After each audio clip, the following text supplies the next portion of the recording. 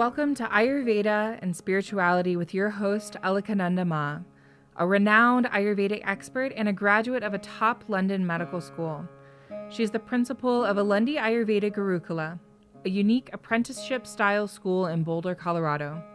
She is a spiritual mother, teacher, flower essence maker, and storyteller. Join us as we uncover the timeless principles of Ayurveda, discover practical tips for enhancing vitality, and explore the deeper dimensions of spirituality that intertwine with the ancient science of life. Today on the podcast, we are sharing a recording from the archives.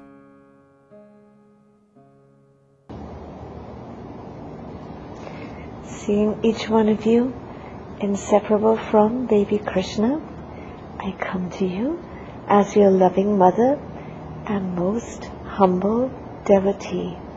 Welcome, my baby gods. And as we come tonight to discuss the most important topic of bringing peace to our children's hearts, I welcome you also who are mothers, grandmothers, big sisters, future parents, step-parents, uncles, aunts, teachers, school nurses. In a variety of ways you do interact with children. It's said in Jewish tradition that children are more important than adults because children are the future.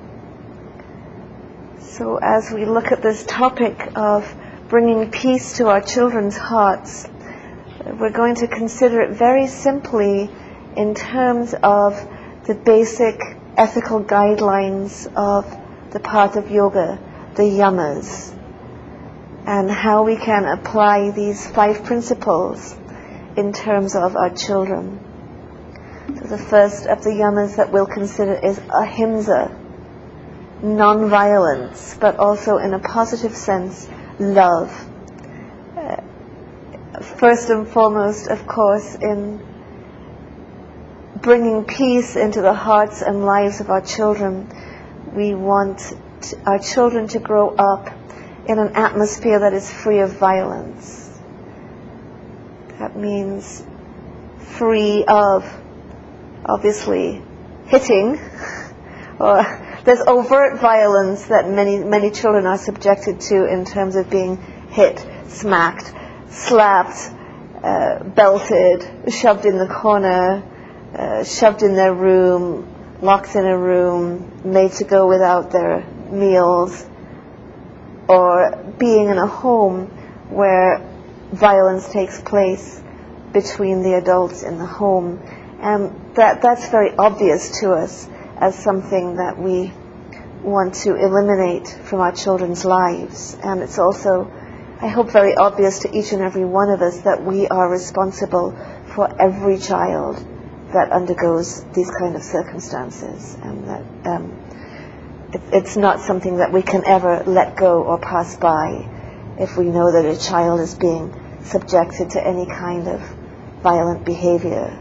Biggest responsibility here falls with our school nurse, who will be the first person to get an inkling if something in terms of violence may be going wrong in the child's home. But more subtle than that, there are many ways in which we subject our children to violence by saying you're stupid, you're too big for your boots, why do you think you can do that, you never do anything right, you're no good, cuss words that are directed at children, particularly when the children are teenagers. It's when very harsh words like slut, that damages a girl for life. I know, because in my clinic I hear about all the things that are said to people and their children that they still suffer from.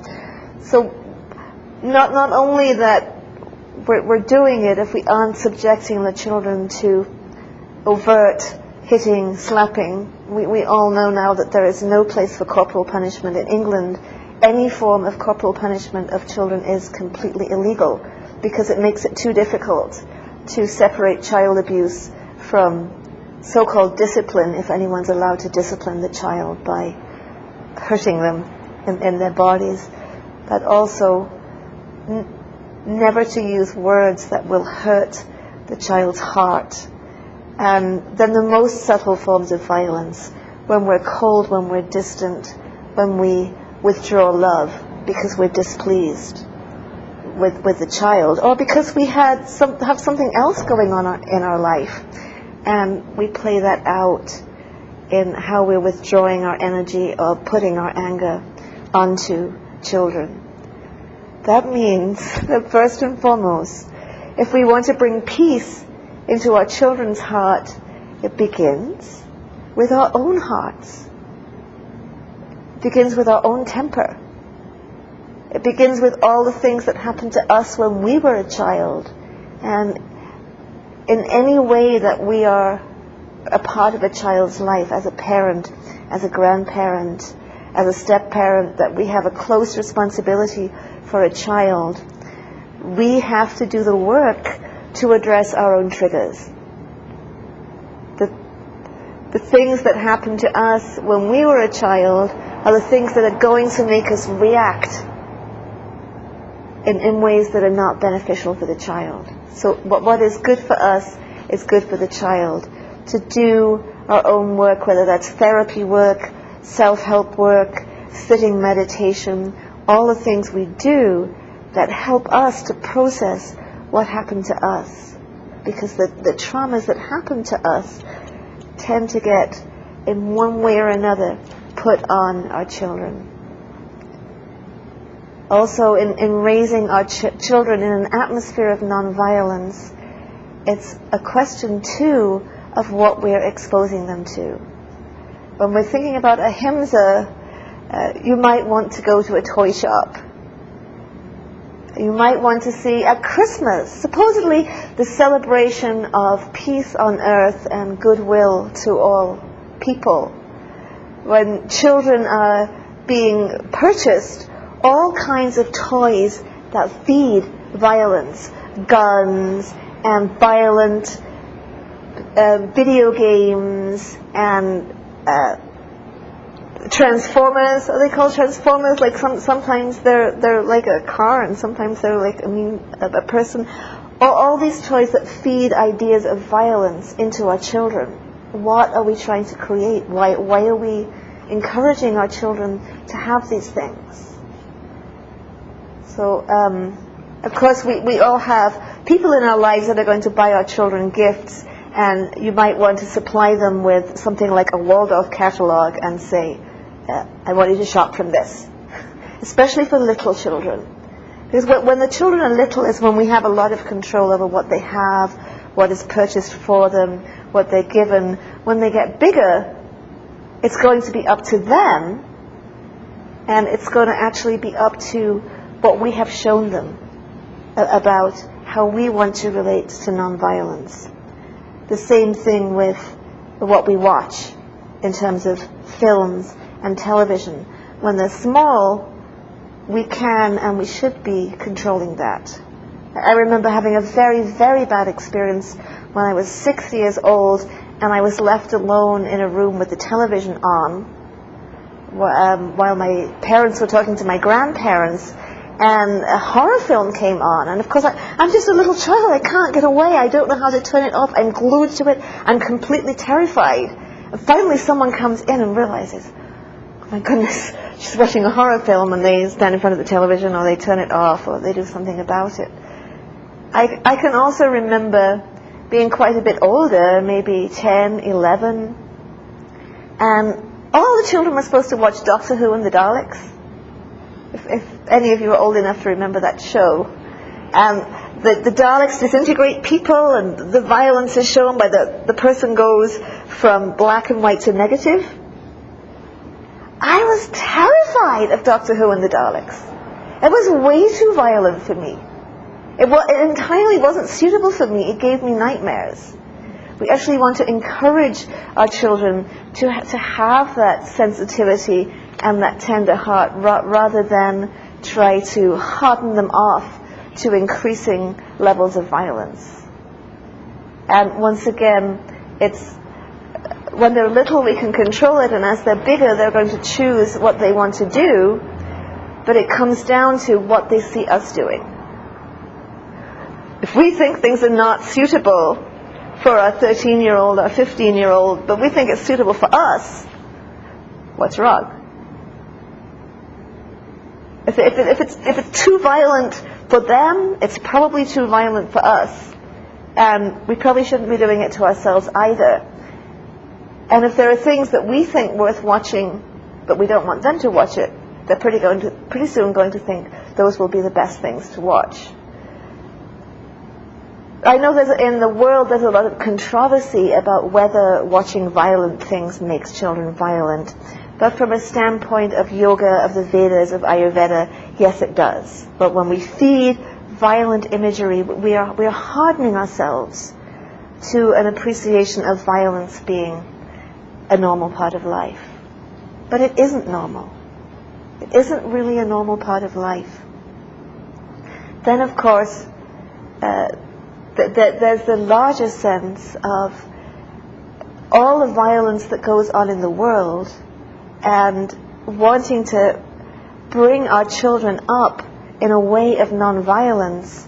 With the teenagers, that means encouraging and supporting them and showing them with our own example to be someone that will make the world a less violent place.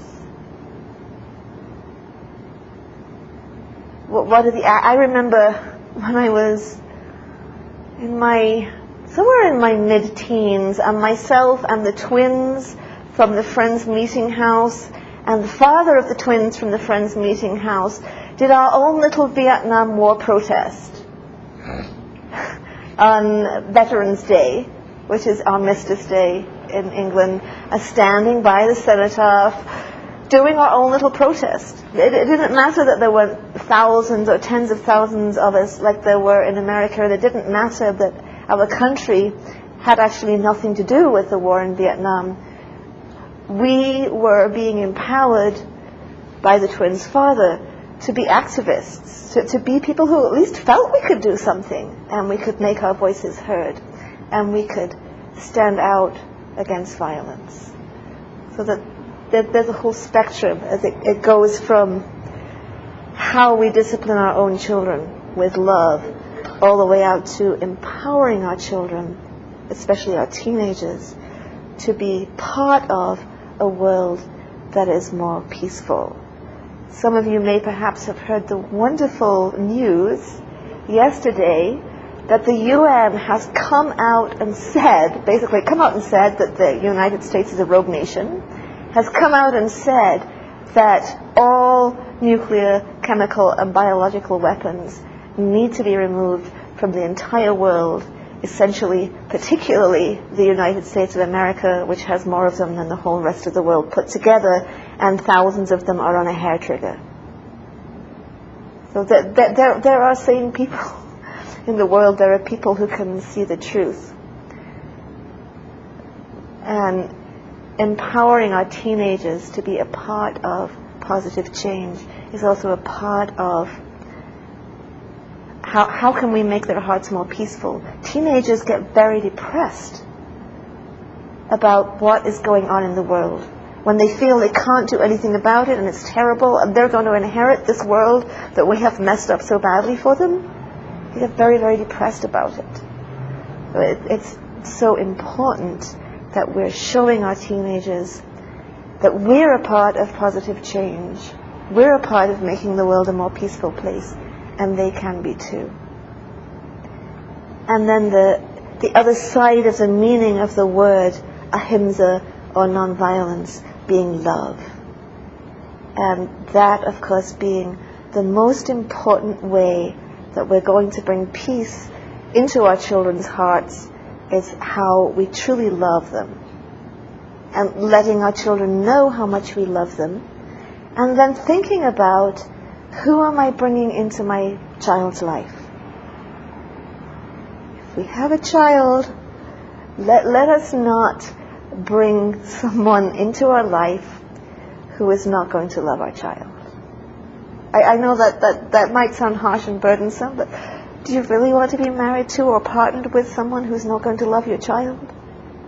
Because you love your child. That's the most important thing to share in common. So trying to raise our children in a sense of love.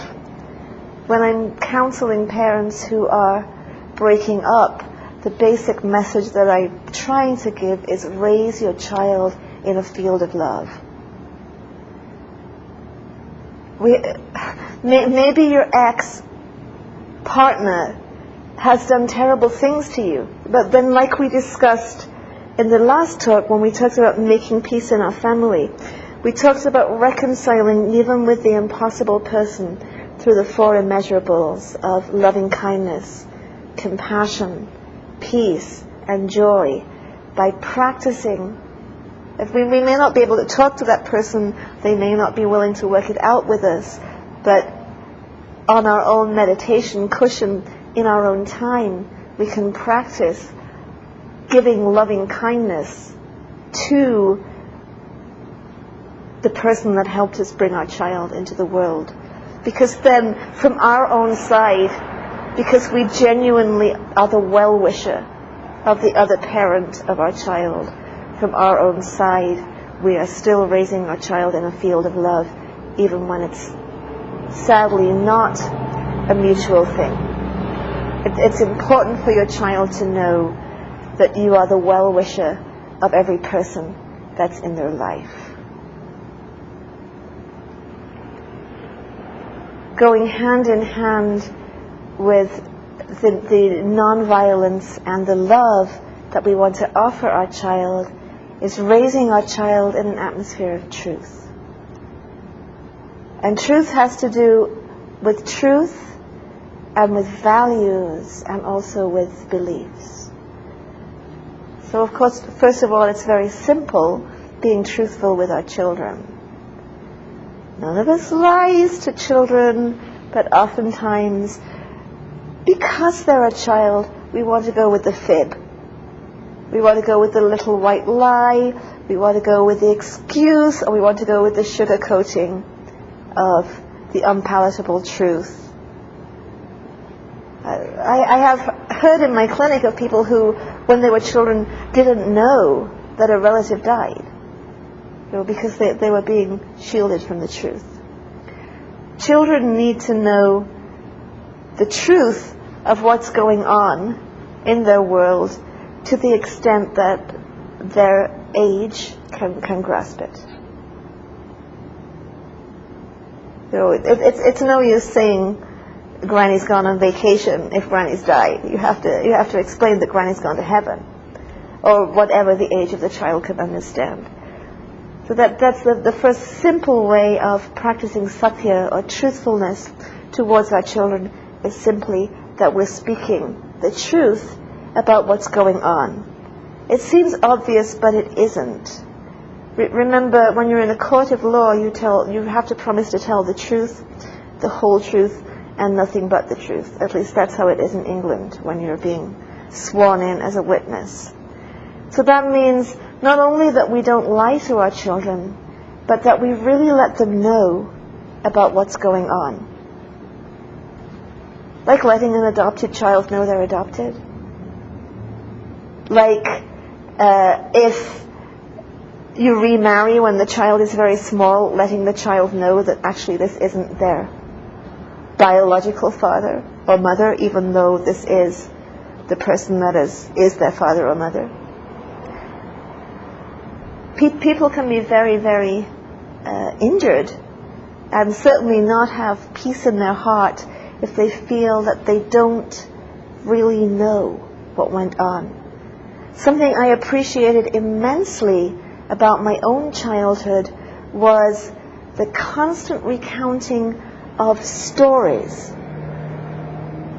So I was given a family memory that goes back to the grandparents of my grandparents. I know about the kind of hat that my great-great-grandfather wore, and the phrases that he frequently loved to say. What happened to my parents during the war. The recounting of stories It's a very important aspect of truth because it gives us a sense of a fuller picture. The truth in the sense that the child is being situated. Here you are. This is where your ancestors come from. This is how they used to act. This is what they used to like. This is what they would typically say. This is what happened to us. This has been our life. Knowing about our world is very valuable. Skeletons in closets. Well, we haven't actually lied to our child, but we simply haven't told them things. Eventually, will be someone that's sitting in my clinic or someone else's clinic, and they're going to say, well, I don't know. I have a feeling that so-and-so may have happened, but I don't really know because they kept it from me. Now, there was another side. Though my parents were very fond of telling stories, nobody told me about the Holocaust.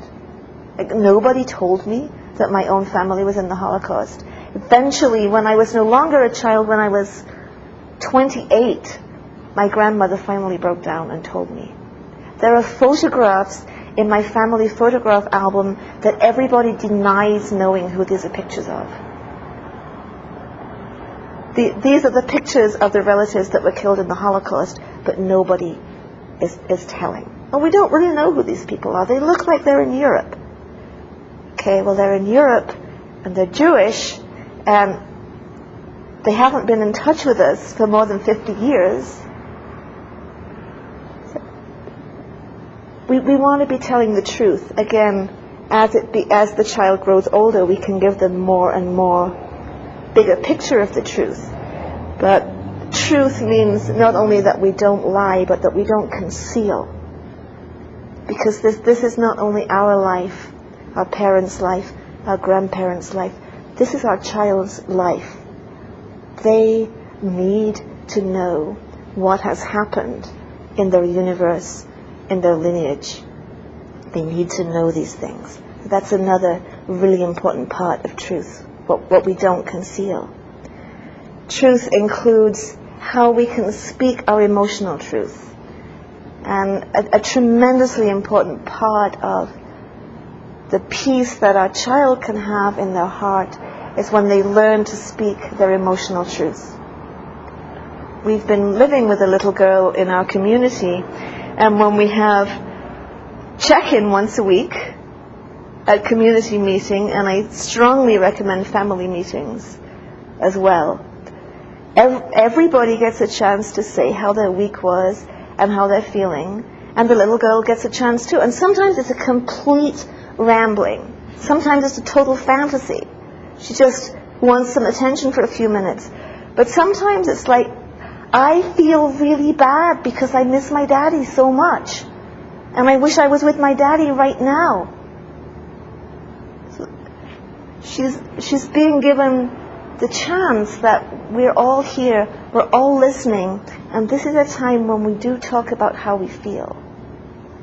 As soon as a child is old enough to speak, they're old enough to identify sad, mad, happy. We've even worked with children that can't speak because they have cerebral palsy, and then we've given them cards that they can pull out that can represent different feelings, like animal cards. What this little girl we had her using animal cards so that she could pull out a porcupine if she felt prickly. She could pull out a tiger card if she felt really mad. She may not have language, but she still needs to be able to express her emotional truth. So family meeting is really important. And family meeting not just about who's going to do what chores or who hasn't done their chores or how we're going to plan our vacation. The family meeting that includes how our week has been and other things we haven't said about our feelings. And clearing our conflict. The family meeting is a time when we can say, okay, is anybody mad with anyone right now? And let's hear about it. So that everyone has a chance to be heard. Because in the old paradigm, children never had a chance to be heard about what they were mad about. They were either good or bad, but you weren't really allowed to be mad at an adult and have that be valid. We want children to have a voice, speak their emotional truth, let us know what they're upset about. Because maybe it is something that we could change. I've been working with one little girl, she's a teenager. It's such an unhappy situation for her. She has no way of getting out of it, and there's no way to get her mother to hear that these behaviors are not okay. So this child is definitely not peaceful. She's been going through a lot. We want it to be possible for the child's feelings to be valid. And that's why structuring something like family meeting or whatever we can create is a situation where everyone in the family gets a chance to talk about their feelings. Satya also has to do with the values that we hold. Being very clear about the values that we hold in our home. You know, it starts with simple ways like, instead of telling the child, share, or you should share, we want to say, in our home, we share things like toys and treats. But then we have to be doing it too. Rather than imposing on the child, you should share, or you should clean, in our home, cleanliness is a value. In our home, we share. In our home, we are polite, or we are courteous, whatever we want to present as values to the child, rather than imposing them as a behavior, you should do it this way. Let's help the child to understand the value that underlies the behavior we're asking for. Because of this value that we want to have in our home, here's why we want to do it this way. I've been going through this with compost. This is with adults, mind you, but it's kind of the same thing. You can say, you've got to cut stuff up to put it in the compost. But I will usually preface it by, compost is a way that we're caring for the earth. It's a way that we're giving something back to the earth. That's why we want to do it this way. Introducing not just the should of a behavior, but helping our child to see the values that we want to hold, because that's part of our truth. That means, in a sense, as a parent or as a family unit, you have to get a deeper understanding, what are your values? And what are the values we want to teach our child? If the child has two different families, if the parents are divorced or separated, preferably, if the parents can communicate, you want to sit down and talk about values. Because one of the things that I've seen is most confusing and conflict producing for children is two different sets of values. It typically goes that in Dad's house we have meat and sugar, and in Mom's house we do vegetarian health foods, and in Dad's house we watch Disney, and in Mom's house there's no television and there's only Waldorf toys. It's very confusing for the child. If at all possible, that the two parents can establish these are the values that we do share in common, that we are both raising these children, let us raise these children with this set of values. If that's not happening, if it's Dad has meat, sugar, and Disney, and the values of the conventional world, and Mom has the hippie or the yogi and has a different set of values, okay. Or it might be the other way around, but I just have typically heard so many times from mothers, here's how my child eats at Dad's house, and They can't take their Ayurvedic herbs there because Dad's values have to do with Western medicine. The only thing I can think of that we can do at this point is to start talking about values to the child. Can we identify certain values that we can see are in common, such as your father or your mother and I both love you, because love is a very important value in both of our homes. What values can we actually identify that are common, that we can tell our child about? And then, if there really are going to be two different sets of values, there's no way out of it. Just keep talking to your child about values. In my clinic, I talk to very little children about values, even 3 years old. You can speak to a child's soul, even when their mind doesn't comprehend. But starting to help the child to understand the reason we do it this way is because the reason we don't eat white sugar is because health is a value here, and keeping yourself healthy by how you eat is one of our values. And your other parent thinks health is a value too, and that's why it brings you to the doctor. But in our house, we do this value this way. If you're clear about your values, then as they get older, as they get to 12 and over, then they're going to be able to choose what their values are. I remember when Nirmala's brothers were all about the opposite values to my sister, who was at that point very, very alternative. So they were all about, we're going to have all the things in the world. In the end, I think they're turning into very much the beautiful human beings that she would have always wanted from the beginning. But teenagers are going to experiment with different values. But if you've been clear and you've spoken the truth about your values and you've lived your values, chances are, after they do their journey, they're going to come back to many of the values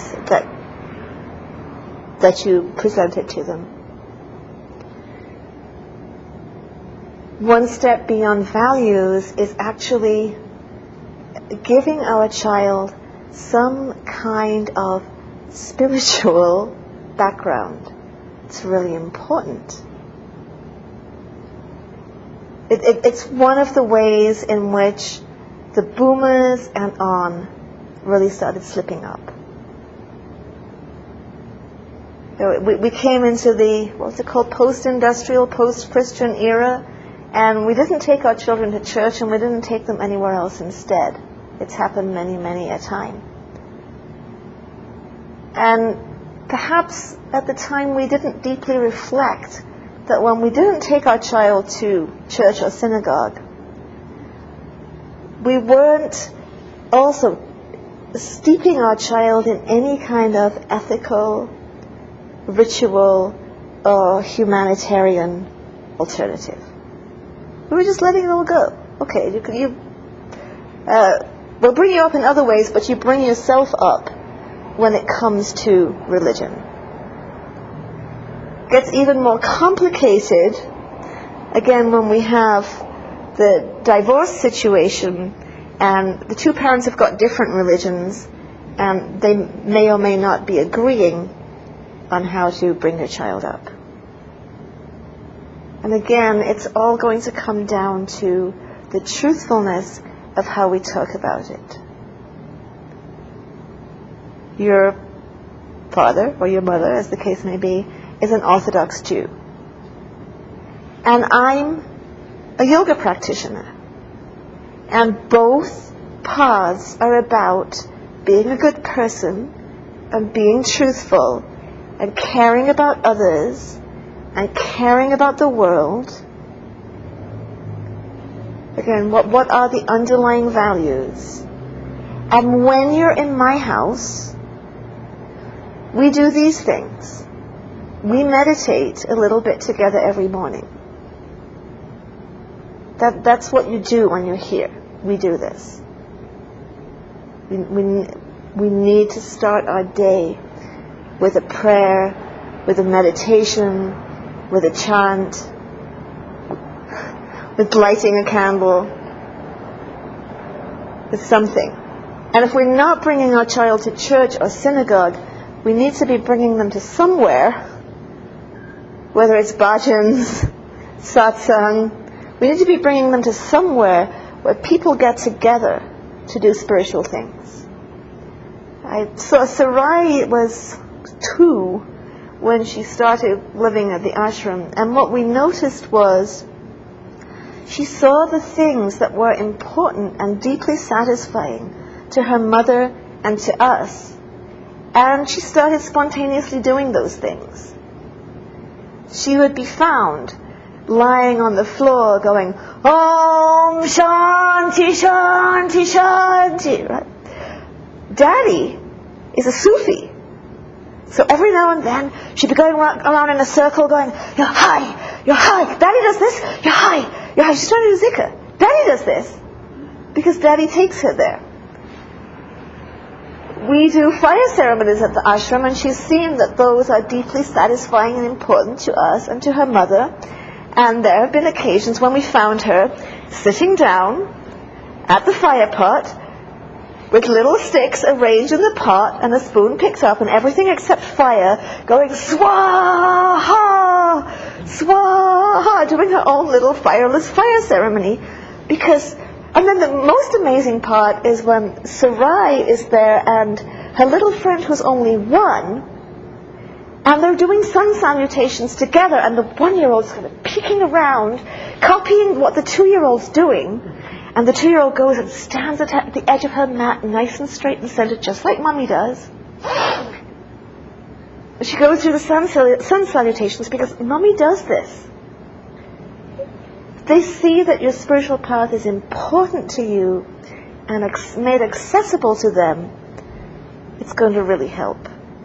I suggest for under 12s, something is required. We do this. We are going to go to bhajans. We go to mother and child yoga. It's just a non-negotiable part of our life.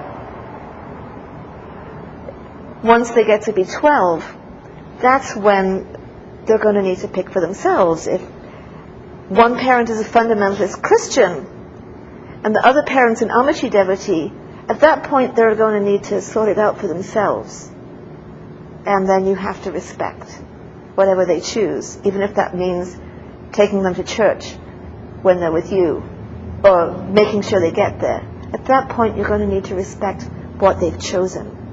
They will make good choices about religion, spirituality, as about values, based on your integrity.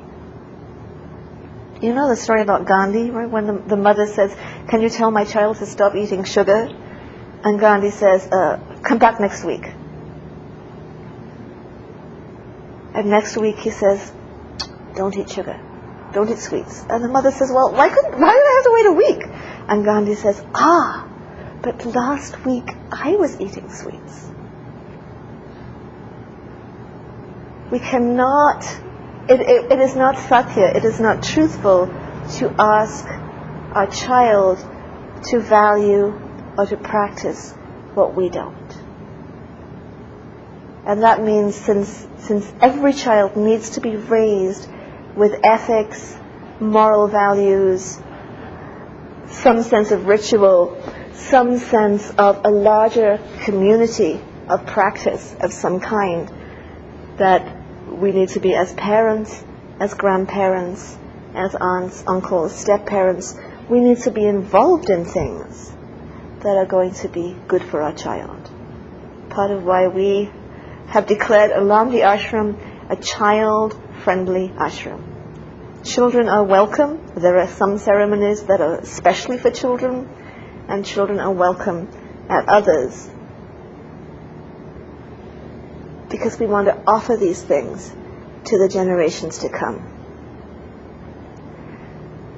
next yama is not stealing.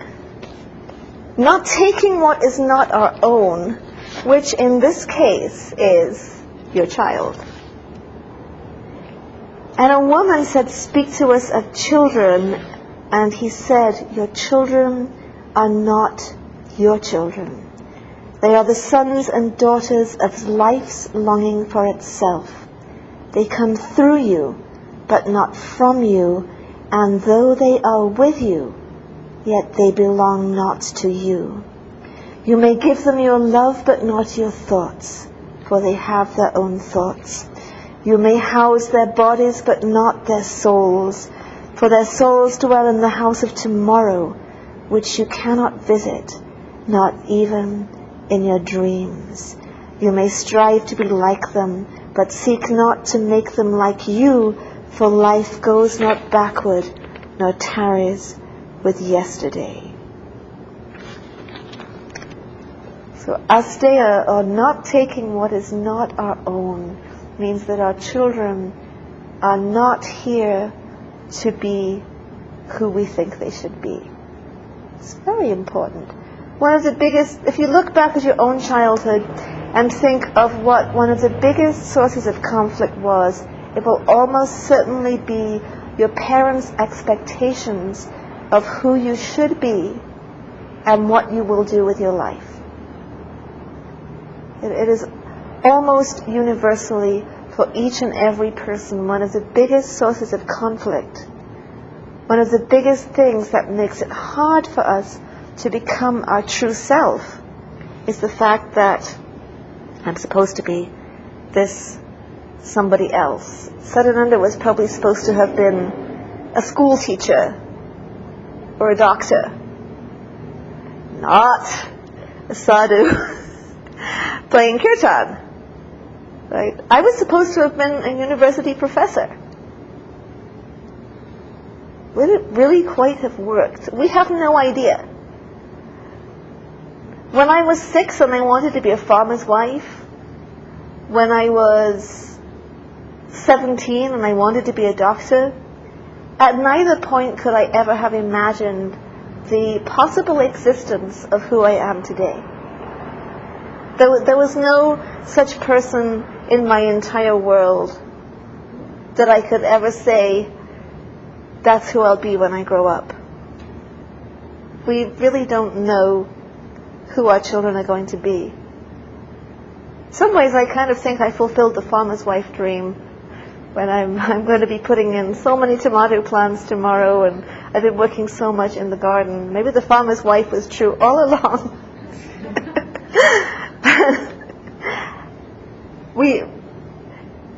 It is taking what is not our own when we want to imprint our own goals, our own expectations, our own unlived life onto our children. We want to give them values, give them ethics, give them some kind of a community that they can belong to, and then leave them free, because otherwise it is stealing. Doesn't mean that if your 20-year-old won't get a job, you have to support them or pay their credit card bills. That's their lookout then.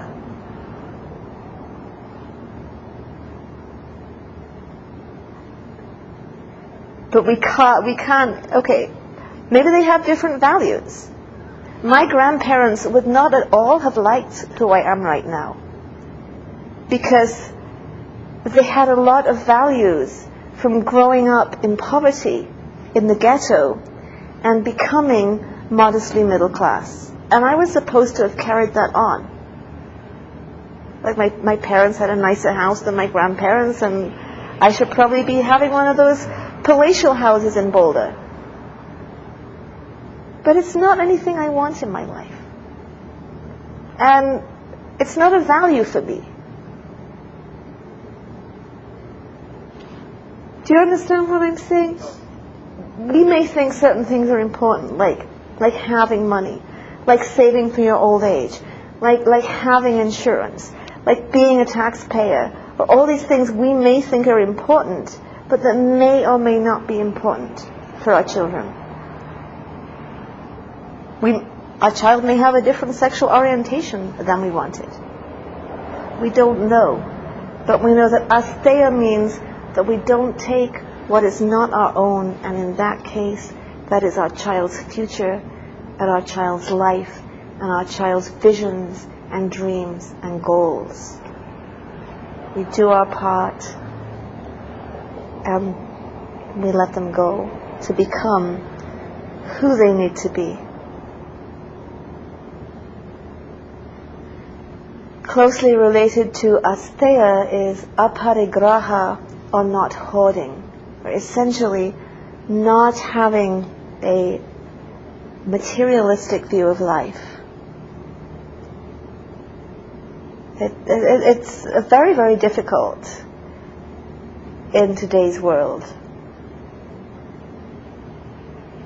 I hope I'm not going to embarrass you, Nirmala, but I would be saying this if you're not there. My sister went to Ireland to raise her children in the country, free from the bombardment of materialistic expectations. And it's been very, very successful. We noticed when my niece and nephew came to visit when they were teenagers, their expectations were completely different than those of other teenagers. They weren't all about buy me this, buy me that, I want to go there, give me this, give me that. No, that's fine. Cost $10, we don't need it.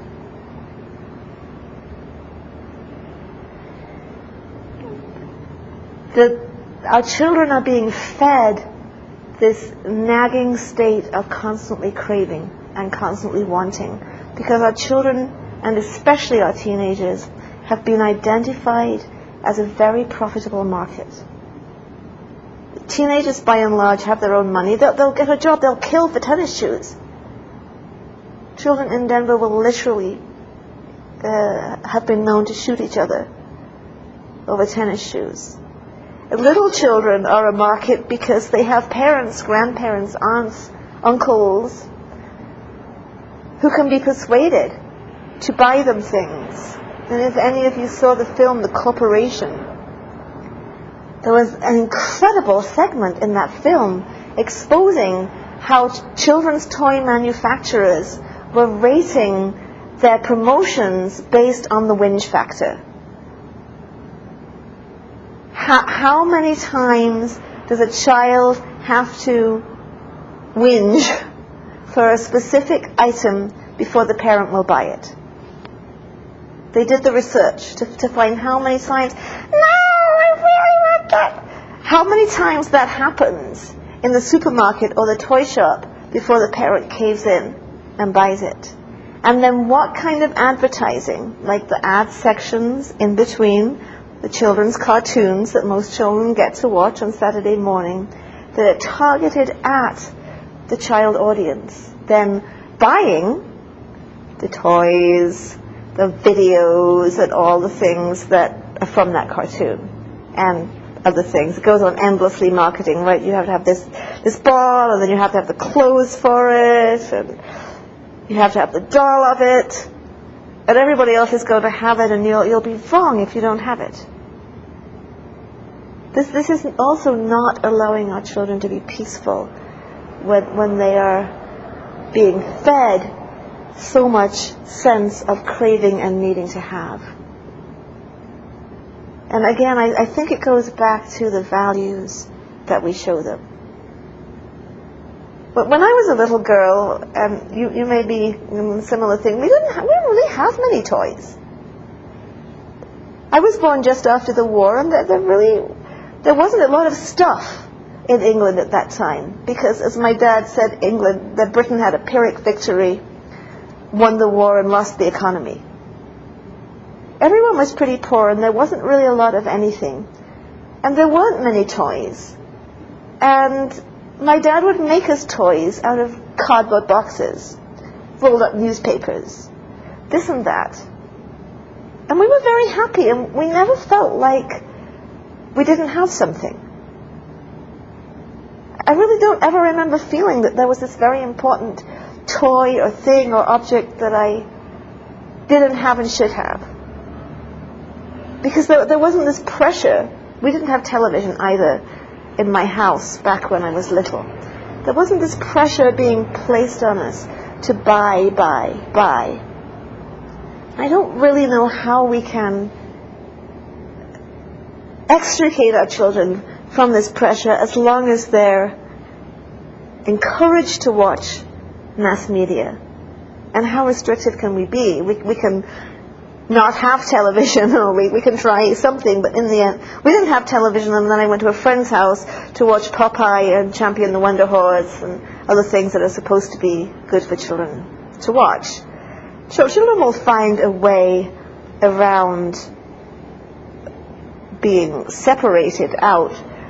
So I'm not really sure how we're going to do it other than our own lives. If we ourselves are conspicuous consumers, if we feel that a bigger house, a newer car, a better hairdo,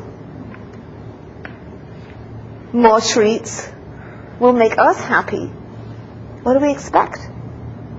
Our children are going to pick right up on that. If we're content and we're happy, we're not so immersed in the craving, and we keep offering values. Like, are you sure you want to buy that? Or would you rather, and then you could offer something that, would you rather go horseback riding instead? You know, you could offer choices that would be more uplifting for your child. It's a very hard one, and I don't know what else to suggest other than we have to look at ourselves. Upasadi Maharaj said a lot about child raising, and essentially, to boil down what he said to very brief, he said the parents put all their materialistic desires into their child, and then the child becomes materialistic, and then they come to me and grumble, I have such bad children. And he said, why do you think you have bad children?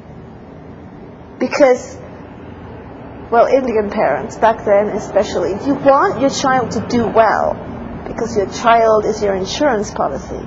Your child is going to take care of you in your old age, so you're pushing your child to marry well, do the dowry thing, get the good job, do all this. You're putting all these expectations of material success onto your child, and then, surprise, your child is materialistic. How did this happen? Because those were our own values. Deep down, that's what we wanted. So that's all I can really think of. The more that we are freeing ourselves from projecting our happiness out onto getting all these things and having all these things, and the more choices we're offering, well, we could go watch that movie, or we could go to the mountains. Which would you like to do? Children are endowed with basic goodness. It's really a question of what we're fostering through who we are ourselves.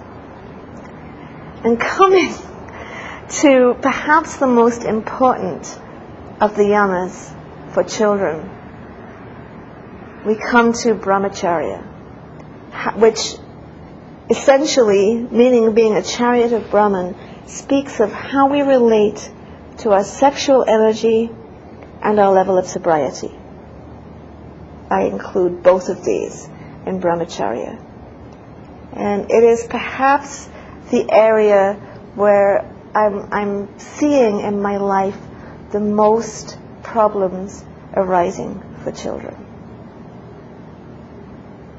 Especially as young parents, we can be very impulsive with our sexual energy, falling in and out of love, I've seen a lot of people in my clinic who have reported the anguish they felt as a child when a succession of adults were brought into their life. It happened in the hippie era. It's still happening. Perhaps the most simple way I can boil it down is just to say adults do date. They date boyfriends and girlfriends. But children cannot date mommies and daddies. I hope that's really simple enough to explain it. Children cannot date mommies and daddies. That means your adult life is not age appropriate for a child of any age. Your little child should not be hoping that you'll get a boyfriend or girlfriend. That is not their problem. Even your teenagers do not need to be hearing about or knowing about your experiments, your exploits, your search for a partner, your dating situation. Much as I have talked about truthfulness and being out front, when it comes to sexuality, we simply have to consider the question of age appropriateness. Little children do not need to be thinking about adult sexuality, and teenagers really don't need to be thinking about adult sexuality either, because they need to be dealing with being a teenager. You want to be the person that your teenager can talk to about their experiences, but you don't want to be the person that's... You're not sisters or brothers with your teenager. You don't need to be letting them know about who you're seeing. You don't need to be introducing them to that individual until you know, oh, this is going to be a commitment. This is really going to be happening. And it's time now to make the introduction of my children and this person.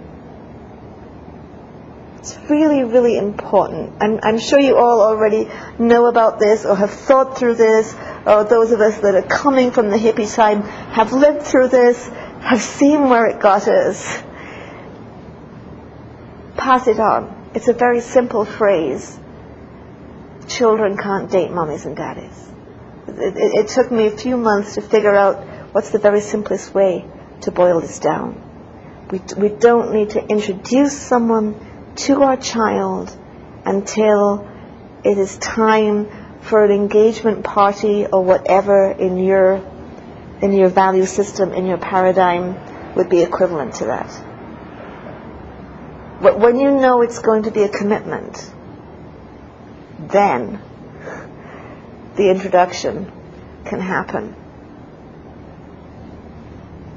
Small children knowing that this person's in the bedroom with mommy or daddy, and then a few months later someone else is, it isn't really good. A small child cannot integrate that. They may say things that make it sound like they integrated it, but there's no way they can integrate it. They don't have any frame of reference to know what that really is about. They don't really need that in their life. So it's a call for a sense of, we have children in our life, teenagers in our life. Part of what they're doing is calling for us to be very responsible with our sexual energy and very responsible with our sobriety. Another phrase I have that a lot of people may not like is, mommies and daddies don't smoke pot. Okay, a lot of people may not like that, a lot of people may not agree with that, but let me give you one example. We have a friend, another old hippie, good pot smoker, ends up 2 of her children going through rehab for serious drugs. Because if I'm not sober, if I'm out drinking, if I'm off toking, the message that I'm giving to my child is, this is how you manage your life. This is how you manage your feelings. And furthermore, if you want to shock me, you've got to do something more than smoke pot, because that's cool with me. I think I've said this at other times, if you aren't shocked with green hair, your teenager's going to have to do something much worse than green hair. Please do them a favor, be like, oh my God, it's green! Because that's what they expect. That's what they want to get is, okay, miniskirts were a lot shorter when I was young. So it's maybe hard to be shocked by how a teenager's choosing to dress. But if you feel they're going for the shock value, do them a favor. Be shocked. That's what they want. They want to be, they want to rebel. Let it be a rebellion. But if a lot of lack of sobriety is cool by you, that's what you're telling your child. You don't need to be a sober person. When I'm down, here's what I do. I go smoke. I go toke. I go drink. You may not say it to them in words, but you're saying it to them in your actions. It's what they're going to learn. And it's the biggest thing that we are hypocritical about. Because by and large, the pot-smoking parent expects a sober teenager. I think it should be the other way around. That's really a lot to expect, that our teenagers are not going to do it because we will do it in private.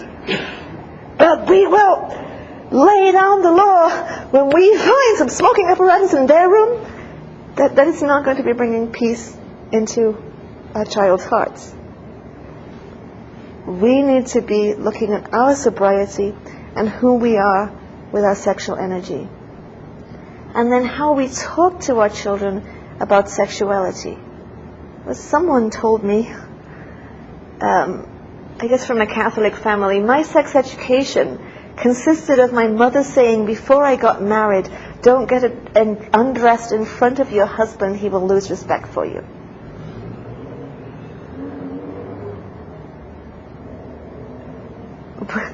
We need to be providing proper education for our children on how to work with their sexual energy, and it has to be more than the talk, and it has to be more than birth control, and it has to be more than STDs. It also needs to be, for teenagers, some opportunity for some genuine education about how to have a good sexual life. According to the Vedas, this kind of education is provided to teenagers.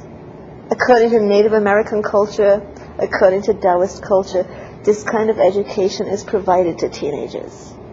Kama Sutra kind of education is offered. In India, they used to have, all these Rajasthani miniatures, Rajasthani erotic miniatures, but you may not know where they come from. They come from books that were given to illiterate teenage girls. Sex education manuals for teenage girls.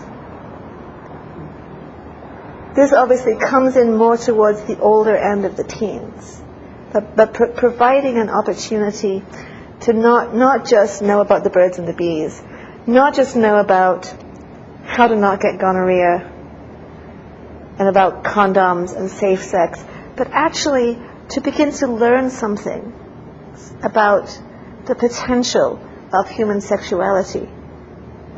It's valuable for our children to have an opportunity for this kind of education. I suspect that they will be less likely to get into a lot of experimentation the more education they're being provided, rather than the other way around. We don't know anything about this, we better try to fumble around and figure this out for ourselves in the park. If they know about the potential, maybe they won't be so excited by it. by a grope in the park. Because they know about some of the real possibilities and what sexuality could be, and that it involves love and commitment and sacredness. According to the traditions of India, actually this is more helpful to be more open in terms of education. Like I say, where we want to keep the privacy is not mixing adult sexuality and burgeoning child sexuality at all. Don't want our child, our teenager, doesn't need to be our confidant, doesn't need to know, see, kind of know about what goes on there. That's private for adults. What we do need to share with them is how marvelous this can be, and what it's going to take for it to be that marvelous. It's going to take love, it's going to take commitment, it's going to take these things. I think that will be more helpful for our children.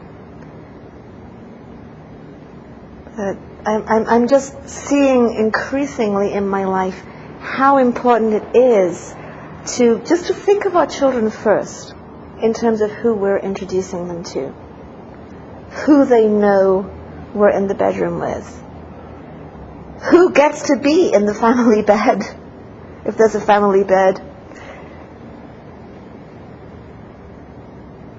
If we're really thinking about our child's welfare first, there's always opportunities. Even if you're a one custody single parent, there's always letting your child go on a sleepover with a best friend, so that's when you can get together with a boyfriend or a girlfriend, or explore a new relationship that you're not ready to introduce your child to. Ultimately, bringing peace into our children's hearts has to do with thinking of the child first. Always remembering this simple fact, that children are more important than adults, because children are the future. Just like the poem by Khalil Gibran said, they're an arrow shot into the future. And